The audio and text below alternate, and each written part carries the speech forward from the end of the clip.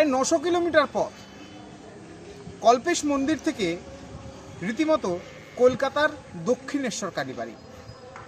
কোচবিহারের থেকে বেরিয়েছেন সুবীরবাবু তার ঐকান্তিক মনোবাসনা পূরণ করতে ডন্ডি কেটে তিনি চলেছেন ভবতারিণী মন্দিরে।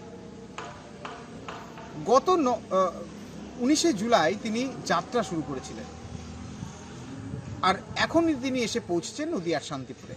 দিনের বেলাতে দণ্ডি কাটেন, আর রাত্রিবেলাতে স্থানীয় মন্দির, পেট্রোল পাম্প কিংবা থানা এলাকাতে তিনি রাত্রি যাপন করেন। প্রথমে বাড়ির লোক এই বিষয়ে সহমন্যতা না দেখালেও পরবর্তীতে তার কাজে তারা সত্যি উদ্বুদ্ধ হয় এবং তারা তাকে সহযোগিতা করে। একজন রয়েছেন মুর্শিদাবাদের যুবক, যিনি ট্রলি ভ্যান চালিয়ে তার সঙ্গে সহযোগিতা করছে, এবং এই দুজনেই, একজন ট্রলি চালিয়ে একজন ডন্ডি কেটে, তারা পৌঁছাবেন ভবতারিণী মন্দিরে মায়ের কাছে নিজস্ব বাসনা জানাতে।